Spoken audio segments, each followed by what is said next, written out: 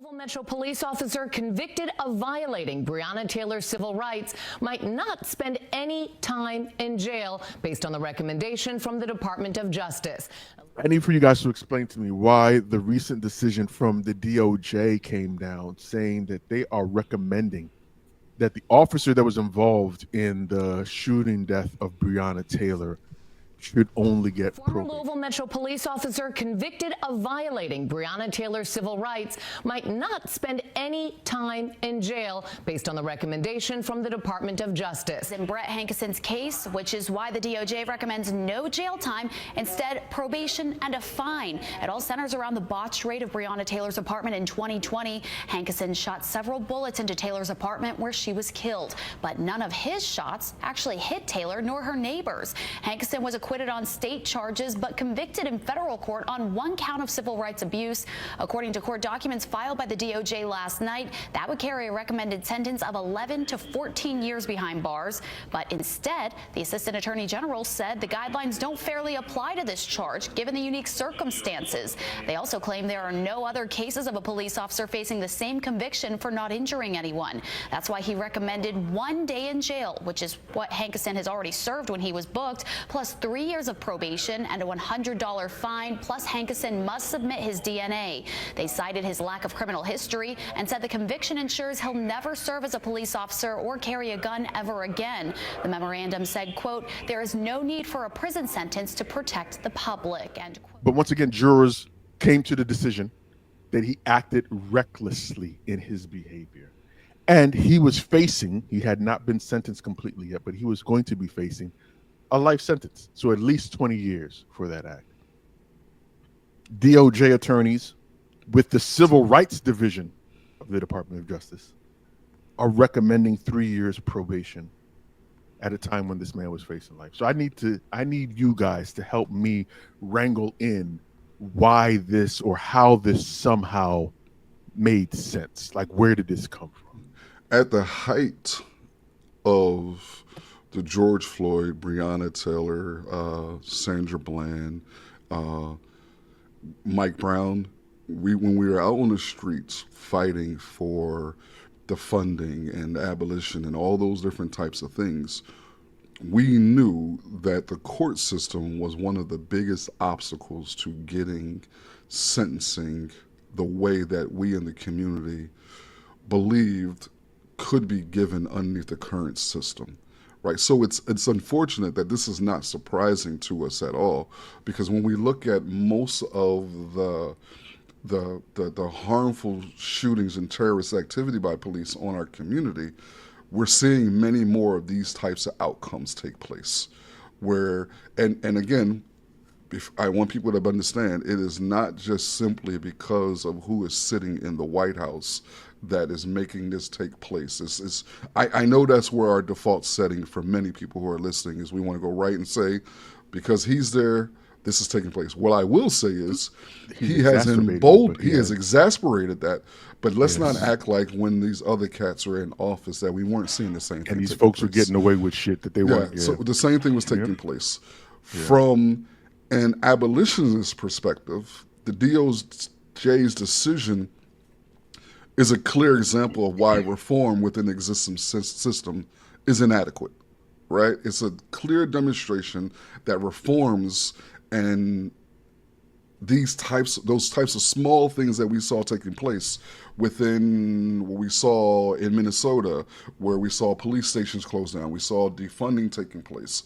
But then if you go back and look now, those actual things that were taken away have been put back in, with additional resources. And one of the things that the dude in the White House now has come out and said, part of his campaign that he ran on, was that he was going to give additional resources and how we had to fortify police. But also, to be clear, this is something that was taking place under Biden. Let's not act like Biden was someone who was holding on to an idea that we needed less police and more oversight.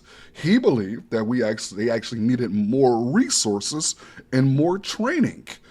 And we continue to see, since the advent of body cameras and the car cams, we continue to see these reforms taking place. And we believe that since this shit gets caught on video and it is It stops the clear, machine, and it doesn't stop the yeah, machine at all. it doesn't stop the machine. It doesn't do what we are looking to do. It's so incredibly harmful that when we see these police officers get arrested, we get excited over symbolic gestures, symbolic justice, instead of actually following through with the case and looking for real change. And when we look at most of these high profile, and I use that in a very trying to be mindful of the high profile ones are typically the ones that we see on social media, because there's been tons of black males, black women, and black children killed that are not making the rounds on social media the way some of these other ones are. But when we see these high profile cases take place on social media and other places, and we see the arrest, many of us who have skin like us get incredibly excited because we feel like justice is taking place. But then again, what we don't understand is that the same system that is arresting these folks is the same system that perpetuated the murder and death of those folks. So you can't trust the people who are killing you to give you justice. And that's what we're consistently seeing. And I think at some point in time, hopefully, we'll begin to move to a place where we are really understanding the inadequacies of individual prosecution. Again, the inadequacies of individual prosecution. It is so inadequate, it falls short, it is not what we need, and it is not actual justice. Yeah, I think one of the things that we do need to also keep in mind is that we cannot understate, as much as you've said that this has been historically the case, and that just because we have this president in office hasn't changed the historical nature of how things have been playing out. But we do have to also say that this president not only is emboldening this the reemergence of the police state, but also is there to reinforce some of the things that we were slowly making headroads into. There was a shooting of a young black man in Alabama, and Kay Ivey, I forget and I apologize, I want the comments. You guys let us know what you think. Sure. There's a young black man that was shot by the police in Alabama, and the governor of the state, Kay Ivey, is backing the notion that they should not release the body cam footage, even though they presented FOIA requests, Freedom of Information Act requests, to see the body cam footage to be released for transparency to the general public. There's already rumblings that the Trump administration is going to back her up and say that, nah, she doesn't need to release shit. Yeah. We're just going to let you guys do it. So when police departments get what do you want to call it? Get off the hook. That this is going to be part of that whole equation. Go ahead, bro. Remember, police departments don't have to submit to the federal government any type of infraction that is outside of the so-called lines. They don't have to tell. There's data that state police have to give to the federal government in regarding to when they fire their guns, when they find themselves in situations where they have been accused of assaulting or harming someone. They have to submit that to the federal government, and there's a database that you can look at to show how many. Like New Jersey's state police is one of the most egregious and violent in history. Right? But what you don't have, local police departments do not have to submit this data. So there's no database that shows what police department is the most egregious when it comes to these things. There's no way, there's no accountability. There's no way to actually demonstrate and show that there is something in place to protect citizens. And the biggest thing before Krush goes is not just citizens. It's not just as if, I know black folks have a higher rate of police violence, right? But we're not the only ones. We're not the only ones who are being shot. We're not the only ones who are being killed. We're not the only ones that are being raped and abused. It is a system problem. It just, unfortunately, because of where blacks' position in this world is, we are typically the most likely to be a victim. one of the things that was in the processes of happening was that, you know, there was supposed to be a national tracker by the FBI A national tracker? state Yeah. for state and local police involved shootings and what that looks like. There were supposed to be these mechanisms put in place. Now, it wasn't fully in place, but there were supposed to be these mechanisms These put in place reforms that were put in place to help to force them so that there could be better tracking and understanding of these events. Those mechanisms now, since the new administration has come into office, are pretty much non-existent. So we don't know who's getting shot, how many people are necessarily getting shot, and if the information or the data actually does get to the FBI, as we've seen.